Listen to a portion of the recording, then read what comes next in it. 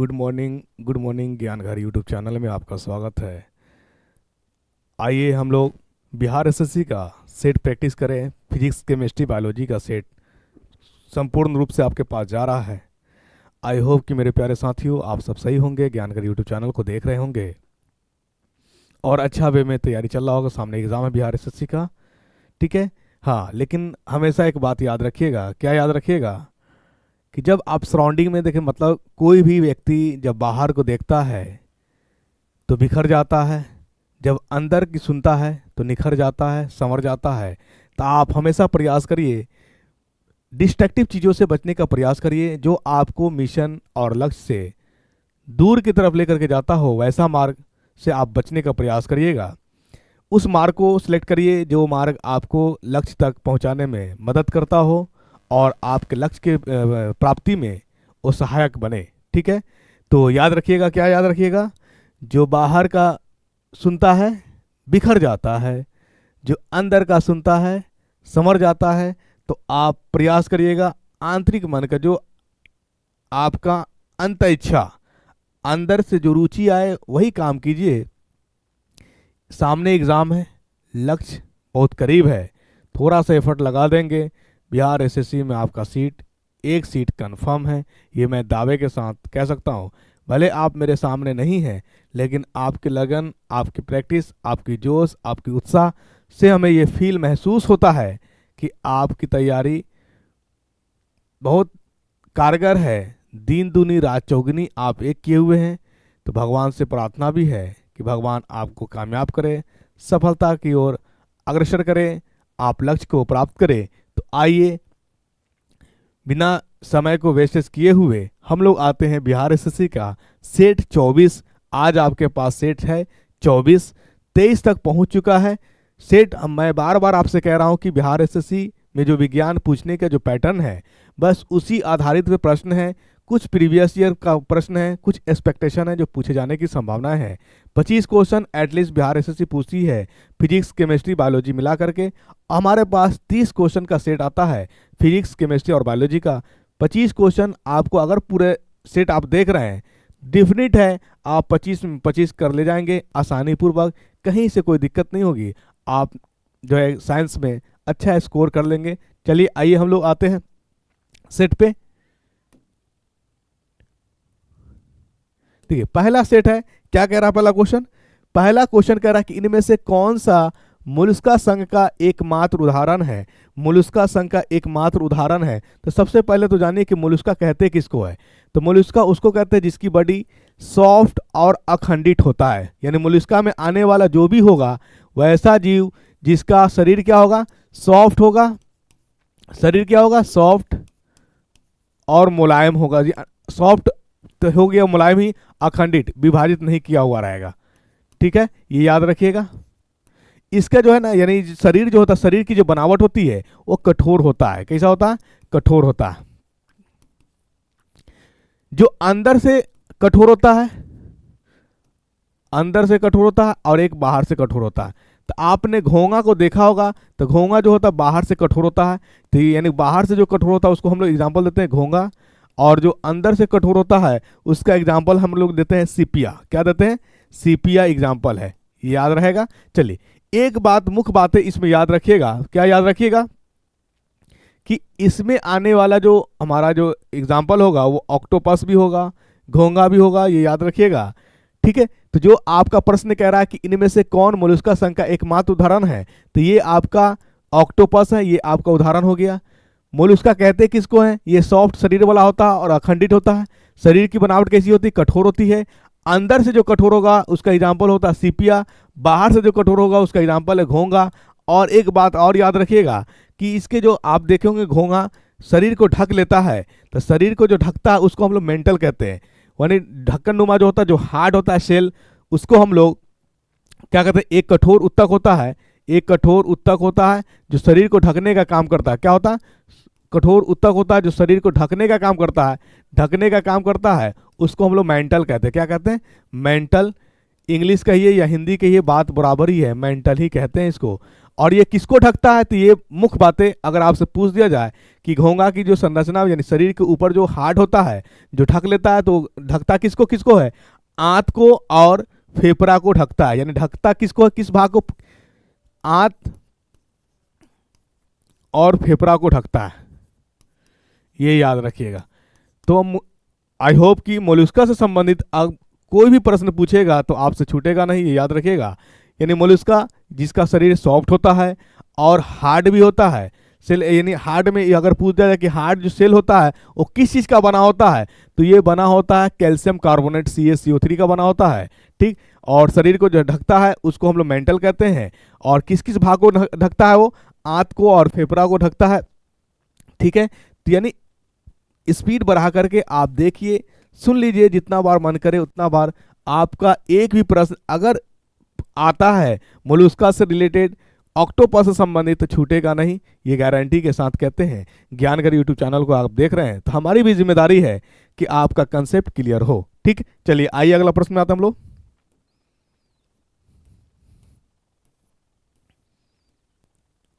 देखिए अगला प्रश्न क्या है, फियोफाइसी के सदस्यों को पराया डैश सवाल होना चाहिए, सैव नहीं सवाल कहते हैं, ठीक है। डैश सवाल कहते हैं, तो कैसा सवाल कहते हैं, इसको भूरा सवाल कहते हैं। क्या कहते हैं, भूरा सवाल कहते हैं। अब फियोफाइसी से संबंधित बात समझिए। देखिए फियोफाइसी में क्लोरोफिल पाया जाता है, कौन कौन क्लोरोफिल पाया जाता है, तो फियोफाइसी में क्लोरोफिल जो है ये याद रखिएगा, क्लोरोफिल, हरित लवक, हरित लवक, हरित लवक, कौन कौन हरित लवक पाया जाता है इसमें, हरित लवक A और C पाया जाता है।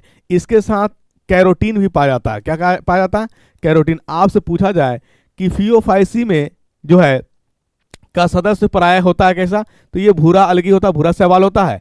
शैवाल के बारे में पूछे कि ये किस प्लांट से बिलोंग करता है, किस डिवीजन से बिलोंग करता है, तो ये याद रखिएगा, ये थाइलोफाइटा से बिलोंग करता है, थाइलोफाइटा से बिलोंग करता है, ठीक है।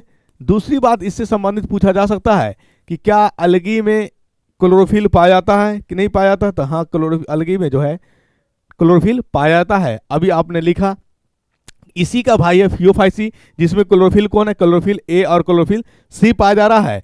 दूसरी बात इसमें कैरोटीन भी पाया जाता है, और इसमें जो है एक लवक के रूप में, पिगमेंट के रूप में, एक पिगमेंट के रूप में जो है, एक पिगमेंट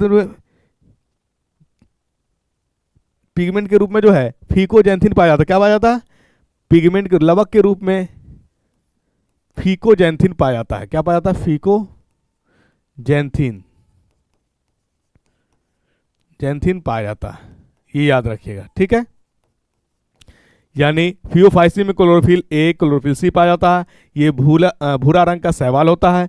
दूसरी बात इसमें कैरोटीन भी पाया जाता है, और मुख्य बातें जिसके कारण वो भूरा होता है, तो फीकोजैंथिन के कारण वो भूरा होता है, ये याद रखिएगा। मतलब फियोफाइसी भूरा होने के कारण क्या है, तो फीकोजैंथिन का पाया जाना, ठीक है। आइए हम लोग अगला प्रश्न में आते हैं हम लोग। अगला प्रश्न क्या है आपका, यानी अलगी जो है किस बिलोंग से बिलोंग करता है, किस फाइलम से, किस संघ से, तो याद रखिएगा प्लांट का ही पार्ट्स है, लेकिन अलगी में उतना वेल डेवलप रूट स्टेम नहीं होता है, जिसके लिए उसको हम लोग कहाँ डालते हैं, थैलोफाइटा में डालते हैं, ठीक है। चलिए पीत कहाँ संग्रहित होता है, तो सबसे पहले जानिए कि पीत क्या है। तो ये संग्रहित होता है आपका गॉल ब्लैडर पित्ताशय में। प्रश्न आपका पीत कहाँ संग्रहित होता है, तो ये पित्ताशय में होता है। पीत के बारे में जान लेते हैं कि पीत क्या है। देखिए पीत जो है बाइल, पीत को हम लोग बाइल कहते हैं। ये अगर आपसे पूछे कि स्रावित कौन करता है, तो स्रावित करता है यकृत, लीवर। कौन करता है, स्रावित करता है यकृत, लीवर। आपको इंग्लिश रखना है इंग्लिश रखिए, हिंदी रखना है हिंदी रखिए। स्रावित करता है यकृत। ये स्टोर कहाँ होता है, रिलीज तो किया कौन, लीवर। स्टोर होता है गॉल ब्लैडर में, जिसको आप पित्ताशय कहते हो, यहां पे स्टोर होता है, ठीक है। चलिए करता क्या है, तो आप याद रखिए बाइल जो है फैट को तोड़ने का काम करता है। क्या करता है, फैट को तोड़ करके बनाता है glycerol, glycerol plus fatty acid, fatty acid, ये याद रखिएगा, glycerol plus fatty acid. Fat का टूटना, वसा का टूटना, इसको हम लोग कहते हैं इमल्सिफिकेशन। क्या कहते हैं, इस प्रोसेस को हम लोग इमल्सिफिकेशन कहते हैं। यानी फैट जो टूटता है उस प्रोसेस को हम लोग इमल्सिफिकेशन कहते हैं, इमल्सिफिकेशन, ठीक है। तो अब समझ में आ गया ये। और ये रिसीव कौन करता है, मतलब रिलीज तो किया लीवर, स्टोर किया गॉल ब्लैडर। आखिर प्राप्त कौन करता है, जहां ये काम एक्शन में आता है तो प्राप्त करता है छोटी आंत, स्मॉल इंटेस्टाइन, ये याद रखिएगा। छोटी आंत रिसीव करता है इसको, और छोटी आंत का रिसीव करने के कारण ही छोटी आंत में जो भी चीज जाता है वो कंप्लीट के कंप्लीट डाइजेस्ट हो जाता है, पाचन हो जाता है। तो आपसे एक प्रश्न ये भी बन सकता है, क्या प्रश्न बनेगा, आपसे पूछा जा सकता है कि शरीर के किस अंग में सबसे ज्यादा पाचन होती है। तो याद रखिएगा कि शरीर के जो है स्मॉल इंटेस्टाइन, छोटी आंत जो है, वहां पे मैक्सिमम पाचन क्रिया होती है। ठीक यहीं पे अगर आपसे एक प्रश्न और ही पूछ दे, क्या पूछे कि शरीर के किस अंग में सबसे ज्यादा एब्जॉर्प्शन, श्वसन मतलब पानी का एब्जॉर्प्शन होता है, शोषण होता है, तो याद रखिएगा लार्ज इंटेस्टाइन में जो है, लार्ज इंटेस्टाइन में पानी का शोषण ज्यादा होता है और स्मॉल इंटेस्टाइन में डाइजेशन ज्यादा होता है। एक प्रश्न और बन सकता है, अगर ऑप्शन दे दे कि छोटी आंत और बड़ी आंत में सबसे बड़ी कौन है, तो नाम है छोटी आंत जरूर, लेकिन बड़ी आंत से बड़ी होती है छोटी आंत, और छोटी आंत छोटी होती है बड़ी आंत छोटी होती है छोटी आंत से, ये याद रखिएगा। वजह है कि छोटी आंत में जो है, छोटी आंत में व्यास कम है, इसीलिए उसका नाम छोटी आंत पड़ा, लेकिन लंबाई में बड़ी आंत से बड़ी है। बड़ी आंत का बड़ी नाम इसलिए पड़ा, उसकी व्यास जो है डायमीटर छोटी आंत से ज्यादा है, इसीलिए उसका नाम बड़ी आंत पड़ा। ठीक है, लेकिन लंबाई की बात अगर करें तो लंबाई में छोटी आंत सबसे ज्यादा है, बड़ी आंत कम है, लेकिन नाम बड़ा और छोटा वजह यही हुई व्यास के बेसिस पे, व्यास के आधार पे। छोटी आंत में व्यास कम है, बड़ी आंत में व्यास ज्यादा है। सारी बातें उतना पॉइंट अगर लिखूंगा तो नोट नहीं कर, लेकिन आप सुन लेंगे तो याद रह जाएगा। जो बात सुन ली जाती है वो हमेशा के लिए याद रह जाता है। आइए अगला प्रश्न में आते हैं हम लोग।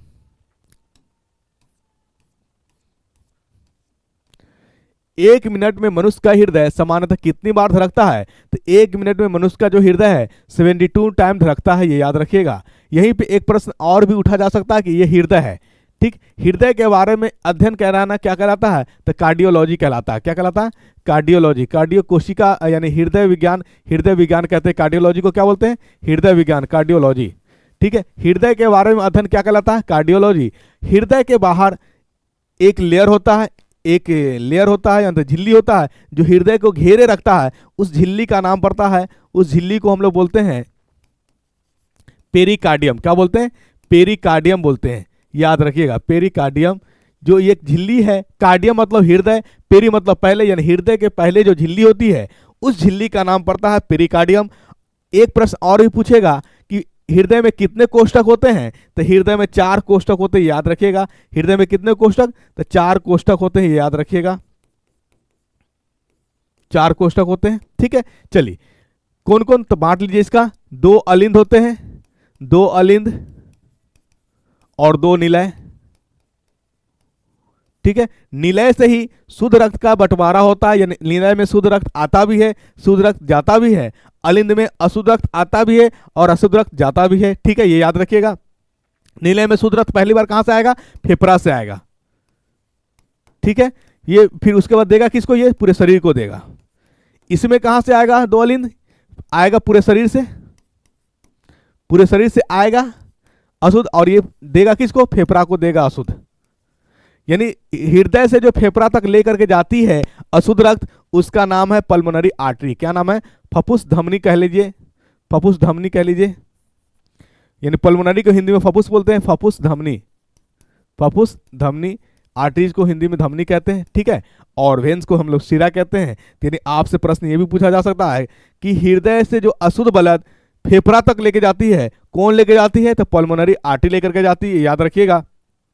और फेफड़ा से शुद्ध ब्लड जो है हृदय तक कौन लाती है, तो फफूंद सीरा लाती है, मतलब पल्मोनरी वेंस लाती है। हमेशा याद रखिएगा धमनी और सीरा, धमनी का काम है शुद्ध रक्त को शरीर में लेके जाना, और सीरा का काम है अशुद्ध रक्त को हृदय तक लाना। ठीक है, लेकिन अपवाद हो जाता है फेफड़ा वाला केस में। जो सीरा होता है, जो सीरा होता है वो शुद्ध ब्लड कैरी कर लेता है, और जो धमनी होता है वो अशुद्ध ब्लड कैरी कर लेता है। ओनली इकलौता और इकलौता अपवाद है, एक्सेप्शन है लंग्स के केस में। ठीक है, चलिए क्योंकि क्यों वजह अगर आपसे पूछा जाए कि सीरा और धमनी में मोटी दीवार किसकी होती है, तो धमनी की मोटी दीवार होती है सीरा के रेस्पेक्ट में। धमनी जो होता है लचीला होता है, जबकि सीरा जो होता है उस तरह के नहीं होती है। तो ये कॉमन बातें याद रखिएगा। ये सब्जेक्टिव का पॉइंट ऑफ व्यू कैसे, एमसीक्यू इससे ज्यादा नहीं पूछेगा, इतना याद रखिएगा। यानी 4 कोष्ठक समझ में आ गया। हृदय के बारे में अध्ययन क्या कहलाता है? कार्डियोलॉजी। ठीक है, हृदय में कितने कोष्ठक? 4 कोष्ठक होते हैं। ये आपका इतना इनफ है। 1 मिनट में कितना बार? तो 1 मिनट में 72 बार धड़कती है। लेकिन एक बात और याद रख लीजिएगा, इसमें क्या याद रखिएगा कि इसमें हृदय जब धड़कती होती है तो उसमें एक साउंड डेवलप होता है। पहला जो साउंड होता है उसको हम लोग लब कहते हैं, दूसरा जो साउंड होता है उसको हम लोग डब कहते हैं। पहला साउंड के बाद 3 सेकेंड के बाद दूसरी साउंड सुनाई देती है, इसी को हम लोग लब और डब कहते हैं। इसके 3 सेकेंड के बाद फिर पहला जो साउंड जो बाद में सुनाई देगा वो 5 सेकेंड के बाद सुनाई देगा, याद रखिएगा। यानी आपसे पूछा जा सकता है कि एक पहला साउंड और दूसरे साउंड के बीच कितने का ड्यूरेशन है? तो जो ड्यूरेशन है 3 सेकेंड का, कितना है? 3 सेकेंड का है। आई बात समझ में? फिर यहाँ से यहाँ तक जाएंगे तो 5 सेकेंड बाद, तो यानी हमारा ये कितना हो जाएगा? 8 हो जाएगा। ठीक है, ये याद रखिएगा। यहां तक क्लियर? चलिए आइए अगला प्रश्न में आते हैं हम लोग। अगला प्रश्न है, डॉली एक प्रतिरूपी डैश का उदाहरण है। तो डॉली जो है एक उदाहरण है भेड़ का। किसका उदाहरण है? भेड़ का।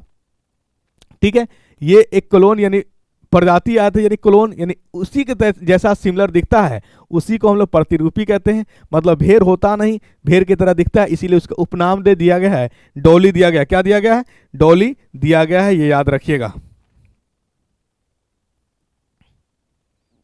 चलिए आइए अगला प्रश्न में आते हैं हम लोग। सॉरी, निम्नलिखित में से कौन शीत रक्त वाला जानवर है? तो शीत रक्त वाला के जानवर के बारे में जो ऑप्शन दिया हुआ है, इसमें ऑप्शन आपका सांप है। देखिए, शीत रक्त और हॉट रक्त कहते हैं किसको है? गर्म रक्त। शीत रक्त उसको कहते हैं, यानी शीत रक्त वाला एनिमल वो होगा जो अपना आंतरिक ताप को मेंटेन नहीं कर पाता है, वैसा एनिमल आपका शीत रक्त में कहलाएगा। तो जो रेंगने वाला है, जो भी रेंगने वाला है, वो सब आपका शीत रक्त में कहलाएगा। मतलब अधिकतम ताप को वो सहन नहीं कर सकता है। ठीक है, क्योंकि वो इंटरनल टेम्परेचर, आंतरिक यानी जो शारीरिक आंतरिक टेम्परेचर है उसको मेंटेन नहीं कर पाता है, इसीलिए उस तरह के एनिमल्स को हम लोग शीत ब्लडेड कह देते हैं। और जो भी क्या कहते हैं उसको, क्या बोलते हैं, मेमोरी ग्लैंड्स वाले हैं, जो अपने ओविपेरस मतलब विविपेरस जो अपने बच्चे को मिल्क पिलाते हैं, तो उस तरह का जो एनिमल्स होगा वो उस तरह का जो एनिमल्स होगा क्या होगा? हॉट ब्लडेड होगा। या जो आंतरिक ताप को मेंटेन करता हो उसको भी हम लोग क्या कहेंगे? हॉट ब्लडेड कहेंगे। जिस तरह से पक्षी की बात करें तो पक्षी भी आंतरिक ताप को मेंटेन कर लेता है, तो भी आपका हॉट ब्लडेड में आ जाएगा। जो भी रेंगने वाला है, ये याद रखिएगा, जो रेंगने वाला है वो आप पानी में रहने, वो सब आपका क्या है? वो सब कोल्ड ब्लडेड एनिमल है। तो ऑप्शन आपके पास जो है सांप जो है ये कोल्ड है। ठीक है, कोल्ड क्यों हुआ बता दिए मैंने, क्योंकि आंतरिक ताप को ये मेंटेन नहीं करता है। इसको अधिक ताप मिलेगा तो ये सर्वाइव नहीं कर पाएगा, डेड कर जाएगा, मर जाएगा। ठीक, बंदर, चूहा, भेड़िया, ये सब आपका हॉट ब्लडेड एनिमल्स है।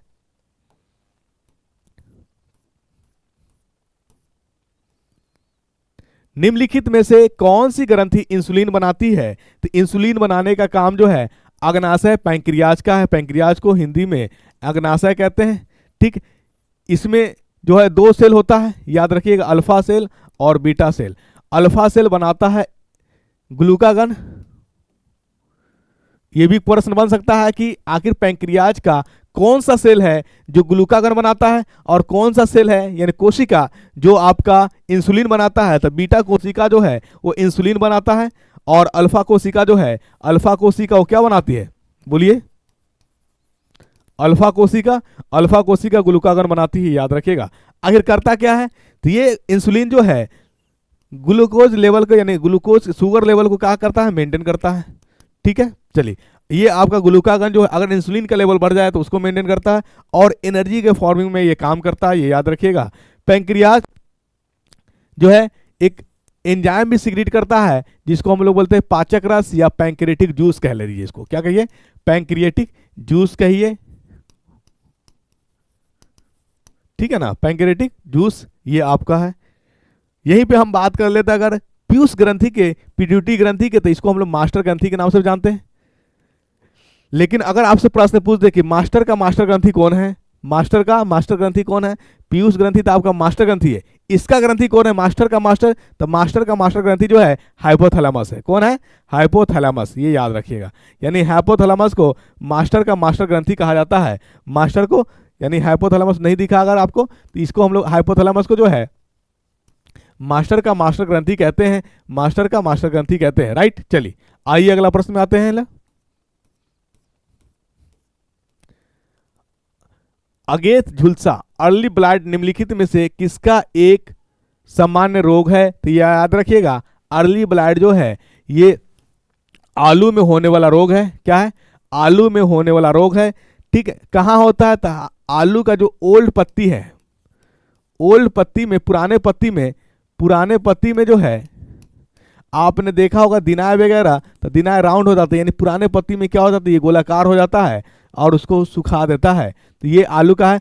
आलू के साथ साथ अर्ली ब्लाइट एक टमाटर में भी ये बीमारी होती है, टमाटर का भी ये बीमारी है। तो याद रखिए अगर ऑप्शन में आलू और टमाटर दोनों है और अर्ली ब्लाइट पूछ रहा है तो आपका आलू और टमाटर दोनों आंसर हो जाएगा। सिम्टम क्या होता है, उसके पत्ती में राउंड कलर के गोलाकार घेरा हो जाता है और घेरा होने के बाद ये अदर पत्ती को भी इफेक्ट कर देता है, जिसके कारण उसमें मुरझापन आ जाता है और ग्रोथ नहीं कर पाता है, ठीक। तो ये याद रखिएगा। चलिए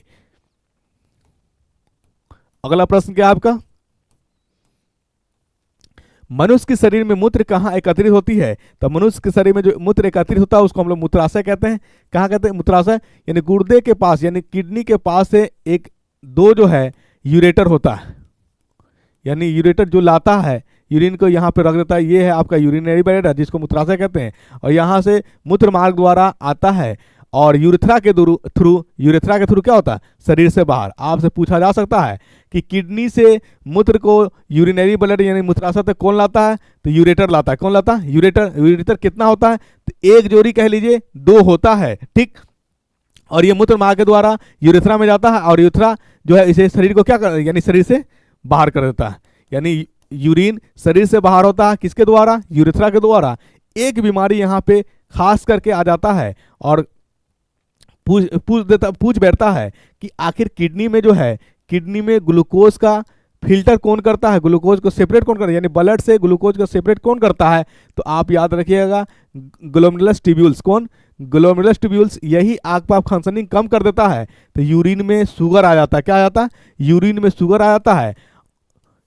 यानी ग्लोमेरुलस ट्यूब्यूल्स जो है शुगर को सेपरेट नहीं कर पाता है ब्लड से, तो वो यूरिन में शुगर का मात्रा आ जाता है और शुगर का मात्रा जब आता है तो उस यूरिन का वो जो बीमारी होता है उसको बोला जाता है हीमेचूरिया। क्या बोला जाता है, हीमेचूरिया बोला जाता है, सॉरी ग्लाइकोसेमिया बोला जाता है, ग्लाइकोसेमिया। यानी ब्लड में ग्लूकोज का आना ग्लाइकोसोमिया कहलाता है, ठीक है। ये याद रखिएगा, एक बीमारी है। कब होता है, जब किडनी में जो उपस्थित है ग्लोमेरुलस ट्यूब्यूल्स वो ब्लड को, यानी ब्लड से शुगर को सेपरेट नहीं कर पाता, एब्जॉर्ब नहीं कर पाता, जिसके कारण यूरिन में ग्लूकोज का लेवल आ जाता है। और जब ग्लूकोज का लेवल आता है तो उस सिम्टम को, उस बीमारी को ग्लाइकोसोमिया कहा जाता है। मतलब ग्लाइको मतलब ग्लूकोज, सोमिया मतलब यूरिन और मिया मतलब ब्लड, यानी यूरिन के साथ जो ब्लड आ रही है उसमें ग्लूकोज की मात्रा है, यही बीमारी होती है, ये याद रखिएगा, ठीक। और किडनी की बात हम अगर कर ले तो किडनी का जो यूनिट है, मात्रक है, उसको हम लोग नेफ्रॉन कहते हैं। क्या कहते हैं, किडनी के इकाई मात्रक, कार्यात्मक मात्रक, फंक्शनल स्ट्रक्चर यूनिट, उसको हम लोग बोलते हैं नेफ्रॉन कहते हैं। क्या कहते हैं, नेफ्रॉन। एक प्रश्न आपका बन सकता है, ठीक। किडनी को बायोलॉजी में हम लोग रेनल कहते हैं, यानी किडनी में पाए जाने वाले कोशिका को रेनल सेल भी कहेंगे, पाए जाने वाले धमनी को रेनल धमनी कहेंगे, पाए जाने वाले सिरा को रेनल सिरा कहेंगे, ये याद रखिएगा, ठीक। और किडनी के बारे में अध्ययन कहलाता नेफ्रोलॉजी। क्या कहलाता, नेफ्रोलॉजी, ठीक। नेफ्रॉन क्या है, तो नेफ्रॉन जो है स्ट्रक्चरल यूनिट है किसका, किडनी का, और इसी के बारे में अध्ययन कराना क्या कहलाता, नेफ्रोलॉजी, ठीक है। ये याद रहेगा, गुड। चलिए ठीक है, आइए आलू एक उदाहरण है, तो आलू एक उदाहरण है, आलू एक जो है नोड का उदाहरण है। क्या है, नोड का, ठीक। आलू के बारे में दिलचस्प बात हम लोग याद करते हैं कि सबसे पहले आलू जो है भारत में किसके शासनकाल में आया था, तो याद रखिएगा जहांगीर के शासनकाल में आया था। यानी आलू भारत में सबसे पहले किसके शासनकाल में आया था, जहांगीर के शासनकाल में आया था। और दूसरी बात याद रखिएगा कि इसको चखाने का श्रेय किसको जाता है? तो आलू के चखाने का श्रेय जो है, आलू के चखाने का श्रेय ये यूरोपीय व्यापारी को जाता है। किसको जाता है? यूरोपीय व्यापारी को जाता है, जो आलू का टेस्ट कराया था और बड़ी मात्रा में इसने प्रचार किया था आलू का। यानी आलू टेस्ट कराने वाला कौन है? यूरोपीय व्यापारी। आई किसकी शासनकाल में? तो जहांगीर के शासनकाल में। और ये हम लोग प्रश्न में आते हैं, आलू जो है एक जड़, आलू से अगर आपसे पूछ दिया जाए कि आलू क्या है, तो आलू एक जड़ है। क्या है? जड़ है। इसमें तना के नीचे वाला जो भाग होता है, तना के नीचे वाला भाग को हम लोग नोड कहते हैं, जिसको आप कंद कहते हो। ठीक, कंद का क्या काम है? कंद जो है ये भोजन को संचारण करती है। क्या करती है? भोजन को संचारण करती है। ठीक है ना, ये याद रखिएगा। यानी कंद किसका भाग है? आलू का है। ठीक, आलू है क्या? तो एक जड़ है।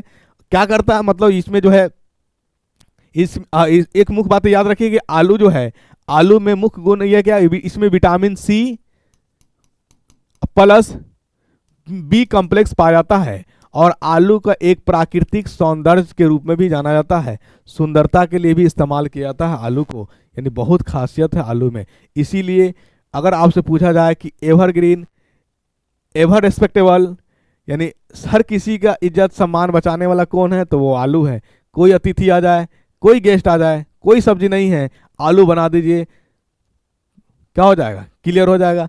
आलू के अलावा और कोई सब्जी अगर रहता है, अगर गेस्ट आ जाए तो थोड़ा संकोच समझ में आता है कि क्या दिया जाए नहीं दिया जाए, लेकिन आलू, आलू आप पेश करेंगे तो सबकी सम्मान रह जाएगी, मेहमान की भी सम्मान रह जाएगी और मेजबान के भी सम्मान रह जाएगी। ठीक है, चलिए यहीं पे हम बात कर लेते परकंद की। तो परकंद अदरक का है। किसका है? परकंद अदरक का है। ठीक, उसी में गांठ नुमा बना रहता, आलू में जो गांठ गांठ होता है उसी को हम लोग बल्ब कहते हैं, जिसके कारण वो क्या होता है? रिप्रोड्यूस, प्रजनन करता है। ठीक है, चलिए तो बल्ब ये था, इसमें हम बता दिया आपको। ठीक है, आलू में vitamin C, vitamin B complex पाया जाता है। दूसरी बात आलू क्या है? तो आलू एक जड़ है। इसमें तना, तना के नीचे वाला भाग को हम लोग क्या कहते हैं? कंद कहते हैं। कंद करता क्या है? भोजन को संचारण करता है, भोजन को संग्रहित करता है। ठीक, आलू आया किसके शासनकाल में? जहांगीर के शासनकाल में भारत आया था। और इसका चखाने का श्रेय किसको जाता है? यूरोपीय व्यापारी को जाता है। ठीक है, चलिए आइए अगला प्रश्न में आते हैं हम लोग। निम्नलिखित में से कौन सी धातु मुक्त अवस्था में पाई जाती है? यानी मुक्त अवस्था कहने का मतलब यह हुआ कि जो किसी से आसानी पूर्वक रिएक्ट, अभिक्रिया ना करे, उसी को हम लोग कहते हैं इनर्ट, या उसी को कहते हैं हम लोग नोबल मेटल। तो हमारे पास जो नोबल मेटल है कौन कौन है? कोबाल्ट, एजी, एयू, पीटी। ठीक है ना, यानी कौन आगे आया है ना, कोड याद रखिएगा, कौन आगे आया पार्टनर।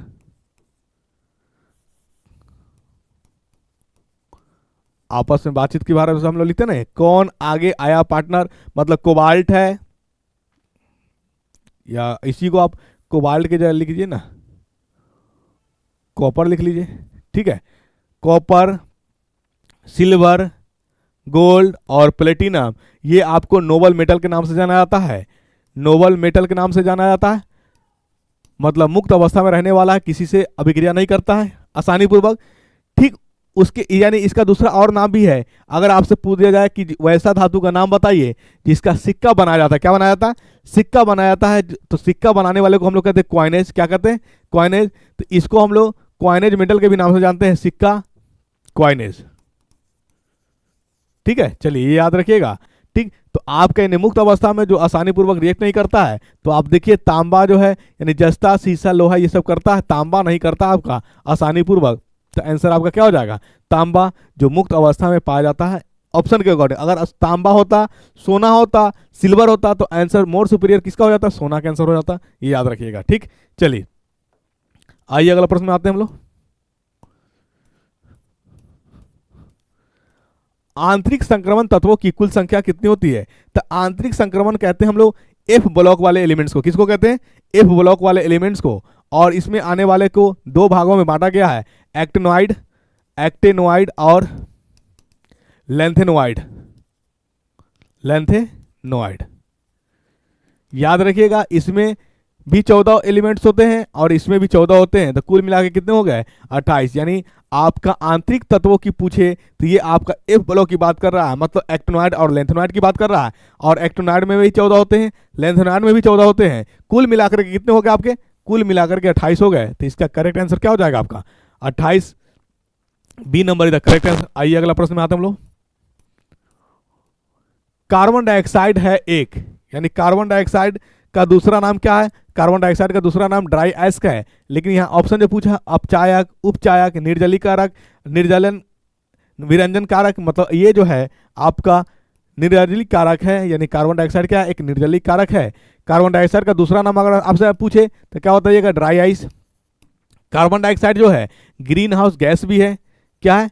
ग्रीन हाउस गैस भी है।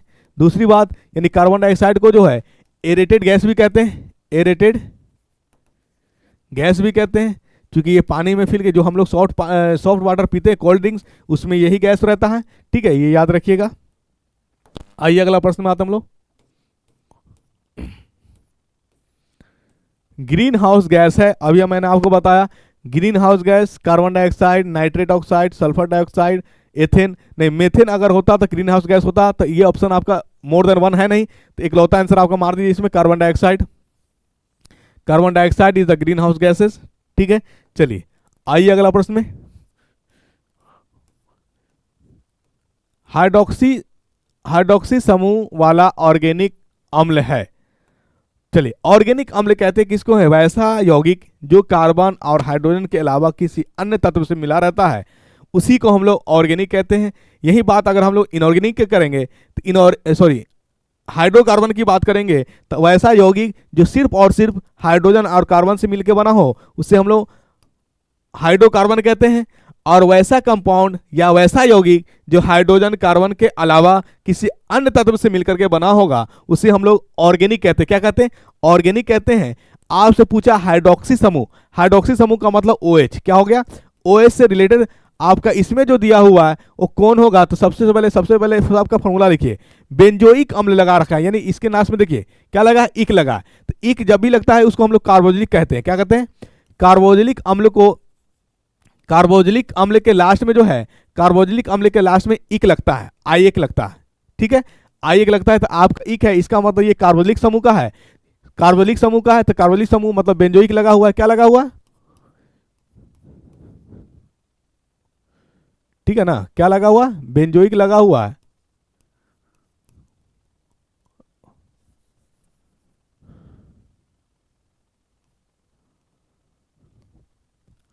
आपको यहां ले लीजिए ऑक्सीजन,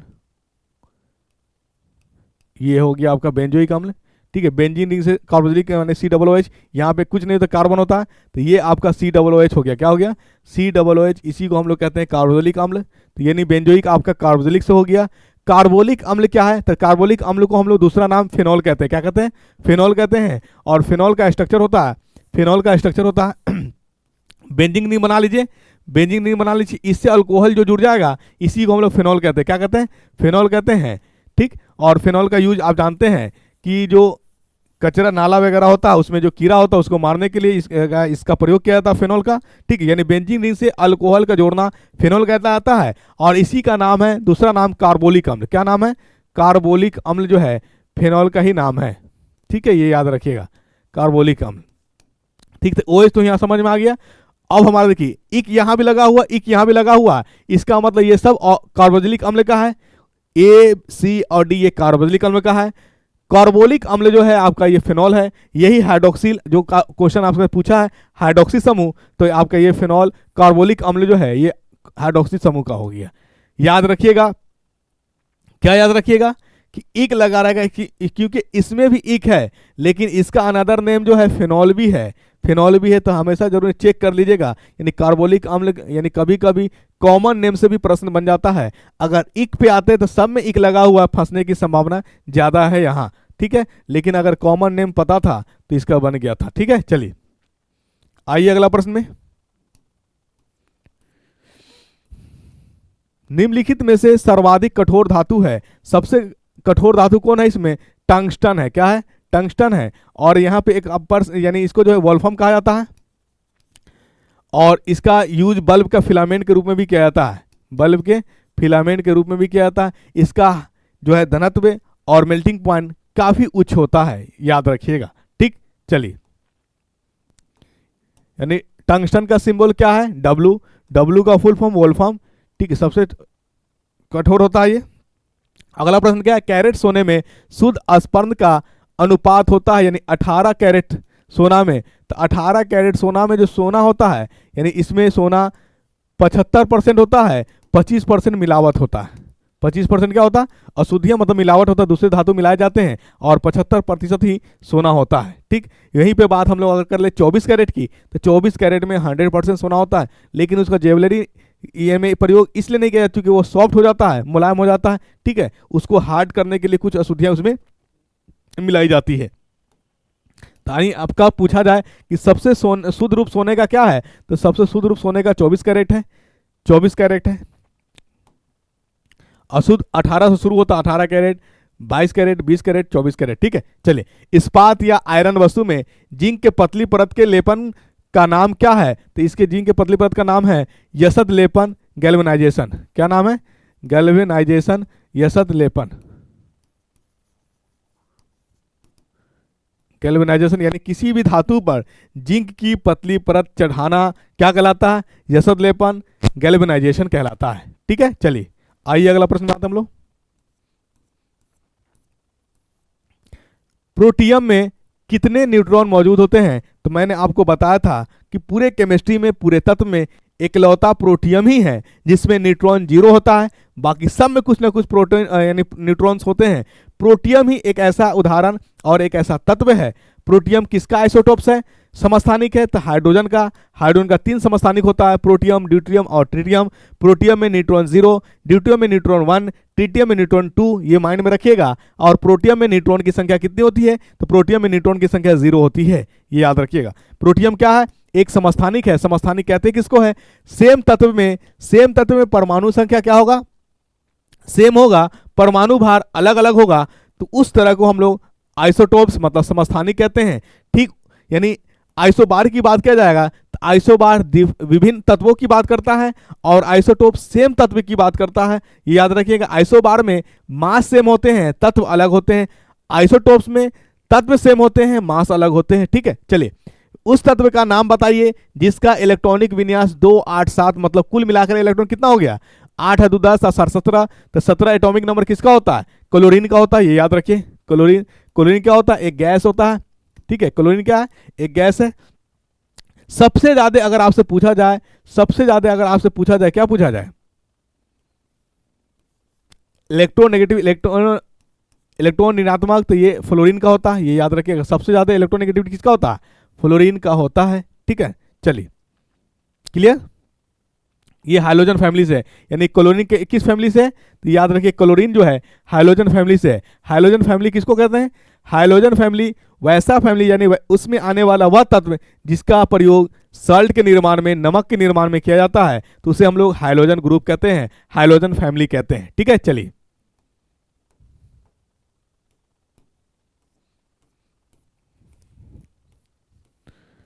बिजली के बल्ब का फिलामेंट किसका बना होता है? बिजली के बल्ब का फिलामेंट किसका बना होता है? टंगस्टन का बना होता है, मैंने अभी बताया आपको। अपकेंद्रीय बल द्वारा कार्य किया जाता है, तो अपकेंद्रीय बल द्वारा जो कार्य किया जाता है ये जो है शून्य होता है। क्यों शून्य होता है? कि इसमें जो वेग होता है, यानी जो विस्थापन, मतलब अगर आप इधर कार्य कर रहे हैं, डिस्प्लेसमेंट इधर, फोर्स जो होता है इसका लंबवत होता है, तो यानी आप कह सकते हैं कि डिस्प्लेसमेंट और वेग के बीच जो संबंध है, ठीक है, वो एक लंबवत है। और cos 90 डिग्री, यानी यहाँ पे थीटा कितना हो जाएगा? थीटा हो जाएगा 90 डिग्री, तो cos 90 डिग्री का जो वैल्यू होता है वो 0 होता है। एक मुख्य बात याद रखिएगा कि जैसे जैसे थीटा का मान बढ़ता है cos थीटा का मान घटता है, ये याद रखिएगा, इंपॉर्टेंट बात है। ठीक है, प्रश्न थोड़ा घूम सकता है, घुमा सकता है, तो बन सकता है जैसे cos थीटा, देखिए थीटा बढ़ गया 90 डिग्री, तो cos थीटा का वैल्यू कितना हो गया? 0, घट गया। यहीं पे अगर आपका cos 0 डिग्री, यानी थीटा कितना होता? थीटा 0 डिग्री होता, तो आप जानते हैं cos 0 डिग्री बराबर कितना होता? cos 0 डिग्री बराबर 1 होता। तो देखिए थीटा घटा और cos थीटा बढ़ा, इसी को कहा जाता है। आई बात समझ में? तो यानी अपकेंद्रीय बल में जो द्वारा होता है, यानी आप जानते हैं वर्क बराबर क्या होता है? F dot S displacement. जब लंबत हो जाएगा, ये डॉट हटता है, यानी डॉट जो है ये स्केलर क्वांटिटी मतलब अदिश राशि का प्रतीक है, और हटाइएगा तो वर्क का फॉर्मूला बन के आएगा एफ एस कॉस थीटा। क्या आएगा? एफ एस कॉस थीटा, जहां पे कॉस थीटा, थीटा का वैल्यू कितना है 90 डिग्री, इसका मतलब ये ओवरऑल प्रोडक्ट क्या हो जाएगा? जीरो।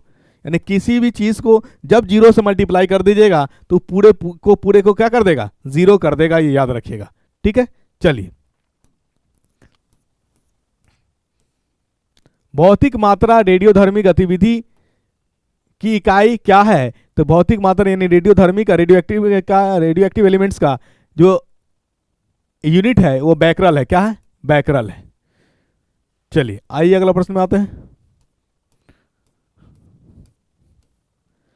आकाश या समुद्र की नीलिमा को मापने के लिए यंत्र को कहा जाता है, मतलब नीलापन को मापने के लिए साइनोमीटर, मतलब चमक से संबंधित है तो इसको हम लोग साइनोमीटर यानी जो इंस्ट्रूमेंट प्रयोग किया जाता है आकाश या समुद्र की नीलिमा यानी नीलापन को मापने के लिए, उसी को हम लोग साइनोमीटर कहते हैं। क्या कहते हैं? साइनोमीटर कहते हैं। तो आंसर आपका क्या आ गया? C number the correct answer. आइए अगला प्रश्न में। जब बर्फ पानी के ऊपर तैरती है तब उसका डैश हिस्सा पानी के बाहर रहता है, तो याद रखिएगा बर्फ का जो है 1/10 भाग, 1/10 भाग ही ऊपर रहती है, याद रखिए, मतलब 0.1 भाग ऊपर रहती है। ठीक है, 1/10 भाग क्या रहती है? ऊपर रहती है, बाकी पूरा भाग क्या रहता है? भींगा हुआ रहता है। ठीक है, चलिए, पानी के अंदर रहती है। आइए अगला प्रश्न में। किए गए कार्य की दर, मतलब कार्य है, दर कह दिया तो टाइम लगा दिए, यानी वर्क बाय टाइम हो गया।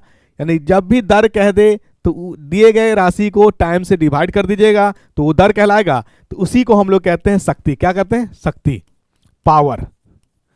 वर्क बाय टाइम क्या देता है? पावर। पावर का ऐसा मात्रा क्या होता है? वाट। विद्युत धारा में भी पावर आता है, विद्युत धारा में भी पावर है, वहां पे पावर का फॉर्मूला विद्युत धारा में क्या होता है? पावर बराबर VI या I²R या V²/R, 3 को फॉर्मूला है पावर का विद्युत धारा में, इलेक्ट्रिसिटी में, ये याद रखिएगा। पावर क्या है? शक्ति क्या है? तो एक अदिश राशि है। पावर क्या है? एक अदिश राशि है। ठीक, चलिए आंसर दिए गए कार्य का किए गए कार्य की दर क्या है? तो शक्ति है। यानी दर जैसी कह दे, जो राशि दिया हुआ है उस राशि को आप टाइम से डिवाइड कर देंगे तो आपका वो क्या देगा? जो चीज पूछ रहा है तो यानी वर्क कार्य की दर कह दिया है तो कार्य को टाइम से डिवाइड कर दिया तो हमारा शक्ति दे दिया। ठीक, यहीं पे आपका वेग की दर कह देता तो वेग को आप टाइम से डिवाइड कर देते तो आपका त्वरण दे देता, एक्सेलरेशन दे देता। ठीक है, विस्थापन की दर कहता तो विस्थापन की दर मतलब विस्थापन डिस्प्लेसमेंट को अगर आप टाइम से डिवाइड कर देते तो वेलोसिटी दे देता।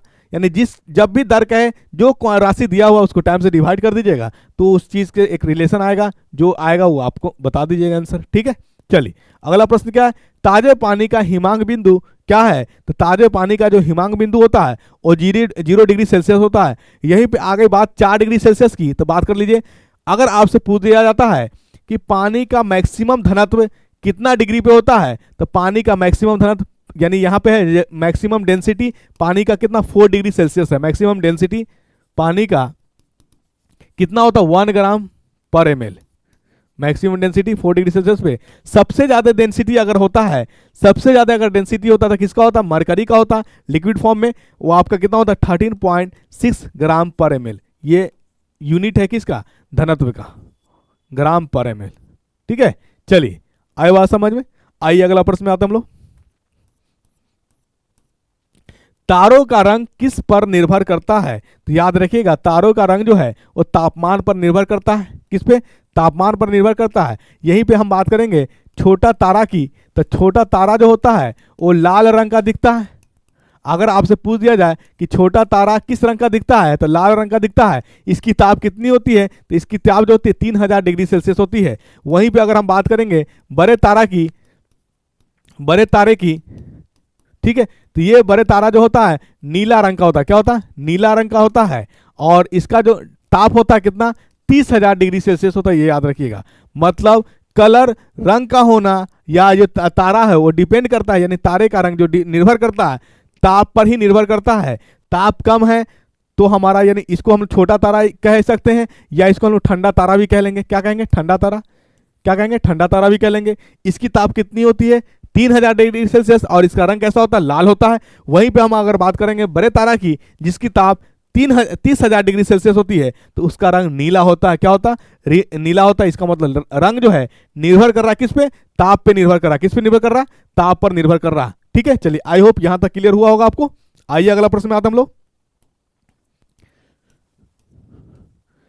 एक अंतरिक्ष यात्री को अंतरिक्ष में आकाश कैसा दिखाई देता है, तो आप देखिए जहां पे, एक मिनट याद रखिएगा कि जहां पे वातावरण नहीं हो या जहां पर प्रकाश की प्रकीर्णन नहीं हो, तो वहां पे हर वस्तु काला दिखेगा। इसका मतलब यह पता चला कि काला कोई रंग ही नहीं है, काला कोई रंग ही नहीं है। यही वजह है कि अंतरिक्ष में जो अंतरिक्ष यात्री जब अंतरिक्ष में जाते हैं तो वहां पे ना ही वायुमंडल है और ना ही प्रकाश का प्रकीर्णन होता है। तो बताइए वस्तु कैसा दिखेगा, हर एक वस्तु काला प्रतीत होगा। क्या होगा, हर एक वस्तु काला प्रतीत होगा। रीजन मैंने बता दिया, क्यों, क्योंकि अंतरिक्ष में ना ही वायुमंडल है और ना ही प्रकाश की प्रकीर्णन होती है। मतलब प्रकाश की प्रकीर्णन तभी होगी जब वायुमंडल होगा, उसको रिफ्लेक्ट करने वाला कोई चीज होना चाहिए, तभी जाकर के प्रकीर्णन होगा। यानी यही वजह है कि अंतरिक्ष यात्री को अंतरिक्ष में जो आकाश का रंग होता है वो काला दिखता है, क्योंकि ना ही वो प्रकाश का वहां प्रकीर्णन कर पाता है और ना ही वहां वायुमंडल है। तो लॉजिक, रीजन भी, कारण भी आप अगर आपसे पूछे तो बता सकते हैं। तो ये आंसर आप माइंड में रखिएगा।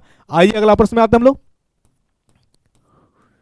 निम्नलिखित में से कौन सा पोटास फिटकरी है, यानी पोटास फिटकरी का फॉर्मूला जो होता है potassium sulphate K2SO4 dot Al2 aluminium sulphate SO4 का होल थ्राइस इंटू 24H2O। ये आपका पोटेशियम यानी फिटकरी का फॉर्मूला है, ये याद रखिएगा। तो ये फिटकरी का फॉर्मूला देखिए किसमें है, K2SO4 इंटू L2SO4 होल 3 यानी आपका ये नंबर जो है आपका D number is the correct answer. तो ये नहीं, इस 30 क्वेश्चन के साथ आज का सेट होता है कंप्लीट। ज्ञानघर यूट्यूब चैनल से लगातार बने रहें, बहुत अच्छा लेवल हो जाएगा साथियों। विश्वास करें, यकीन करें, अपने आप पे विश्वास जीतें। मतलब देखिए संसार में बहुत कुछ है, आप मोबाइल खोलेंगे बहुत कुछ आएगा, लेकिन घबराना नहीं है, डिस्ट्रैक्ट नहीं होना है। आप ईमानदारी पूर्वक से इसको फॉलो करिए चैनल को। साइंस में एक भी प्रश्न नहीं छूटेगा, ये हम आपसे यानी जो है वादा करते हैं और भरोसा भी दिलाते हैं, यकीन भी दिलाते हैं। क्योंकि मेरा प्रीवियस लेक्चर और प्रीवियस सेट जो है, जो एग्जाम में जो बीत गए एग्जाम, उसके पर हमने बनाया था और लगभग प्रश्न को हमने टकरा दिया था। इसीलिए अपने आप पे विश्वास है, कॉन्फिडेंस है। इसलिए मैंने शुरू में भी कहा था कि बाहरी चीज़ों को सुनकर, बाहरी चीज़ों को देख करके लोग क्या होते हैं, भटक जाते हैं। जब आंतरिक चीज़ों को अंतर्मन की सुनता है वो समझ जाता है। तो आप बाहरी वाले चीज़ों को, लोग क्या कह रहा है, लोग क्या कर रहा है, उसको ना देखे, आप अंतर्मन की सुने, अंतर के देखें। मतलब सुनिए सबकी, करिए मन की, ये हमेशा याद रखिएगा। और इसी क्वेश्चन के साथ मैं आपसे होता हूँ विदा। Thank you so much. जय हिंद साथियों, ज्ञानघर यूट्यूब चैनल से बने रहें। Thank you so much.